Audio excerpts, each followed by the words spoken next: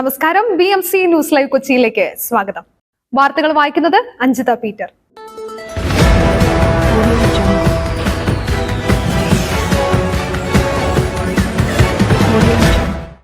ഈ വാർത്തകൾ നിങ്ങൾക്കായി അവതരിപ്പിക്കുന്നത് Cochin Kalabhavan Angamaly franchise, powered by he life Thottakattukara, Joshmall Mookkannoor, cleanser, BMC film production and Nazareth villas.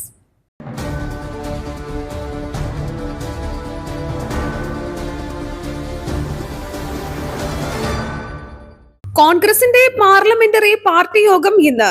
Rahul ഗാന്ധിയെ പ്രതിപക്ഷ നേതാവായി പ്രഖ്യാപിച്ചേക്കും. ലോക്സഭാ തെരഞ്ഞെടുപ്പിന് പിന്നാലെ കോൺഗ്രസിന്റെ പാർലമെന്ററി പാർട്ടി യോഗം ഇന്ന്. രാഹുൽ ഗാന്ധിയെ പ്രതിപക്ഷ നേതാവായി പ്രഖ്യാപിച്ചേക്കും. തെരഞ്ഞെടുപ്പ് ഫലം അവലോകനം ചെയ്യാനായി കോൺഗ്രസ് പ്രവർത്തക സമിതി യോഗവും ഇന്ന് ചേരും. വൈകിട്ട് 5:30 പാർലമെന്റ് സെൻട്രൽ ഹാളിൽ ചേരുന്ന പാർലമെന്ററി പാർട്ടി മീറ്റിംഗിലാകും രാഹുൽ ഗാന്ധിയെ ലോക്സഭാ പ്രതിപക്ഷ നേതാവായി പ്രഖ്യാപിക്കുക. പാർലമെന്ററി പാർട്ടി ചെയർപേഴ്സണായി സോണിയാഗാന്ധി തന്നെ തുടരാനാണ് സാധ്യത. 10 വർഷത്തിനു ശേഷമാണ് ലോക്സഭയിൽ പ്രതിപക്ഷ നേതാവിന്റെ സ്ഥാനത്തേക്ക് കോൺഗ്രസ് വീണ്ടും എത്തുന്നത്.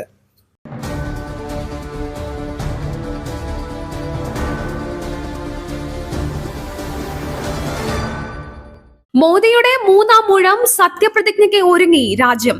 അതീവ സുരക്ഷയിൽ തലസ്ഥാനം, ഡ്രോണുകൾക്ക് നിരോധനം. നരേന്ദ്രമോദിയുടെ സത്യപ്രതിജ്ഞാ ചടങ്ങിന് രാജ്യതലസ്ഥാനം ഒരുങ്ങിക്കഴിഞ്ഞു. ജൂൺ 9-നാണ് പ്രധാനമന്ത്രിയായി നരേന്ദ്രമോദി 3-ാമതും സത്യപ്രതിജ്ഞ ചെയ്ത് അധികാരത്തിലേറുന്നത്. ഈ സാഹചര്യത്തിൽ രാജ്യത്ത് അതീവ സുരക്ഷയാണ് ഏർപ്പെടുത്തിയിരിക്കുന്നത്. 5 കമ്പനി അർദ്ധ സൈനികർ, NSG കമാൻഡോകൾ, ഡ്രോണുകൾ, സ്നൈപ്പർമാർ എന്നിവരടങ്ങുന്ന ബഹുതല സുരക്ഷയാണ് ഏർപ്പെടുത്തിയിരിക്കുന്നത്. സത്യപ്രതിജ്ഞാ ചടങ്ങിൽ പങ്കെടുക്കുന്ന വിശിഷ്ട വ്യക്തികൾക്ക് അവരുടെ ഹോട്ടലുകളിൽ നിന്നും വേദിയിലേക്കും തിരിച്ചും പ്രത്യേക റൂട്ടുകൾ നൽകുമെന്നും പോലീസ് ഉദ്യോഗസ്ഥർ അറിയിച്ചു.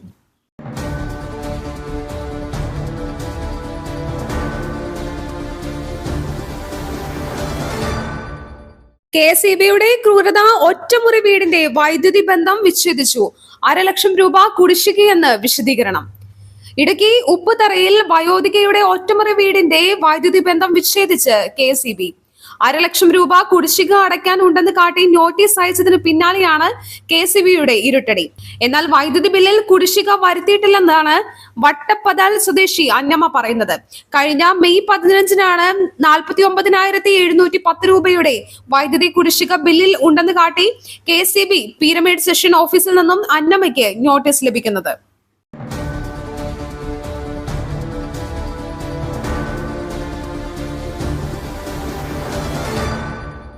രാമോജി റാവുവും ഫിലിം സിറ്റി സ്ഥാപകൻ രാമോജി റാവു അന്തരിച്ചു. ഈനാട് ഗ്രൂപ്പ് MDയും രാമോജി റാവു ഫിലിം സിറ്റി സ്ഥാപകനുമായ രാമോജി റാവു അന്തരിച്ചു. ശ്വാസതടസ്സത്തെ തുടർന്ന് ഹൈദരാബാദിലെ ആശുപത്രിയിൽ ചികിത്സയിലായിരുന്നു.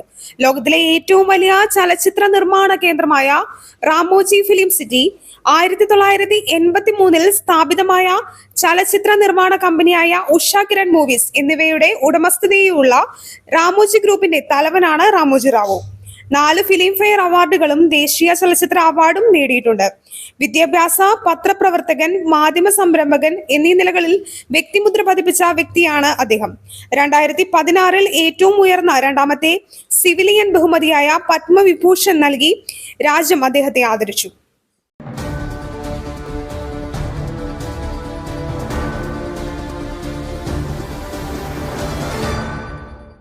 കരിപ്പൂരിൽ ഇറക്കേണ്ട വിമാനം കൊച്ചിയിൽ ഇറക്കി. വിമാനത്തിൽ പ്രതിഷേധിച്ച് യാത്രക്കാർ.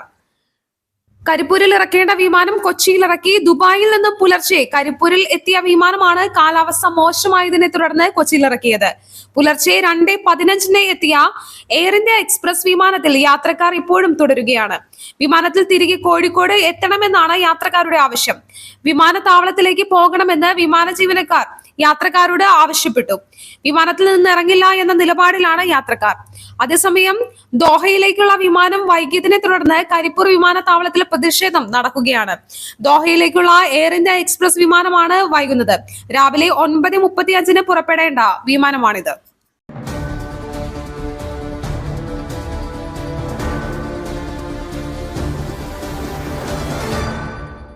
റൂബിൻ ലാലിന് എതിരായ കള്ളക്കേസ്. ചാലക്കുടി DYSPക്കെതിരെ അന്വേഷണം.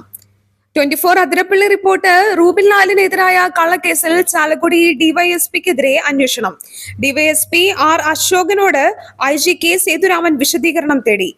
CI ആൻഡ്രിക് ഗ്രോമിക്കിനെ സംരക്ഷിക്കാൻ ശ്രമിച്ചതിലാണ് അന്വേഷണം.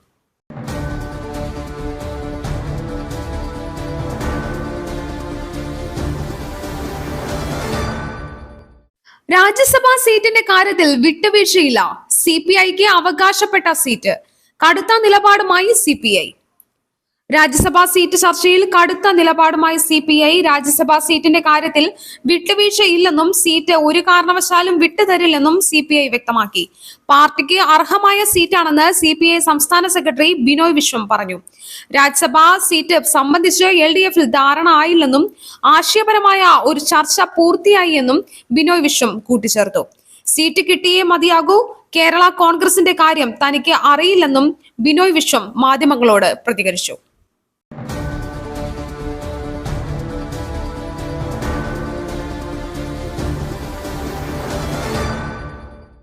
ഇടതുമുന്നണിക്കൊപ്പം ഉറച്ചു നിൽക്കും. പരാജയം നേരിട്ടാൽ മുന്നണി മാറുന്ന രീതി കേരള കോൺഗ്രസിനില്ല. ജോസ് കെ മാണി. രാജ്യസഭാ സീറ്റുമായി ബന്ധപ്പെട്ട് CPM നേതാക്കളുമായി ചർച്ച നടന്നുവെന്ന് Kerala Congress chairman Jose K Mani. Seat വേണമെന്ന ആവശ്യം CPM നേതാക്കൾ കേട്ടു. LDFൽ ധാരണയുണ്ടാകുമെന്നും ജോസ് കെ മാണി മാധ്യമപ്രവർത്തകരോട് പറഞ്ഞു. കേരള കോൺഗ്രസിനെ UDFൽ നിന്നും പുറത്താക്കിയ ശേഷമെടുത്ത രാഷ്ട്രീയ തീരുമാനമാണ് LDFൽ ചേരുകയെന്നത്. അതിൽ ഒരു മാറ്റവുമില്ല. ചില മാധ്യമ ഗോസിപ്പ് മാത്രമാണ്.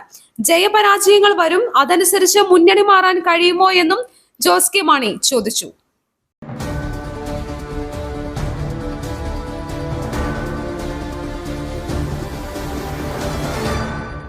കുത്തനെ ഇടിഞ്ഞ് സ്വർണ്ണവില ഒറ്റയടിക്ക് കുറഞ്ഞത് 1520 രൂപ. സംസ്ഥാനത്ത് ഇന്ന് സ്വർണ്ണവില കുത്തനെ കുറഞ്ഞു. 1520 രൂപയാണ് പവന് കുറഞ്ഞത്. ഒരു പവൻ സ്വർണത്തിന്റെ വിപണി വില 52,560 രൂപയാണ്. ഗ്രാമിന് 190 രൂപ താഴ്ന്ന് 6,570 രൂപയായി. ഒരു ദിവസം കുറഞ്ഞ ഏറ്റവും വലിയ വിലക്കുറവാണ് ശനിയാഴ്ച രേഖപ്പെടുത്തിയത്. ഇന്നലെ പവന് വില 240 രൂപ വർദ്ധിച്ച് വീണ്ടും 54,000 കടന്നിരുന്നു. ഗ്രാമിന് 30 രൂപയാണ് വർദ്ധിച്ചത്. ഓഹരി വിപണിയിലെയും അന്താരാഷ്ട്ര വിപണിയിലെയും ചലനങ്ങളാണ് സ്വർണ്ണവിലയിൽ പ്രതിഫലിക്കുന്നത്.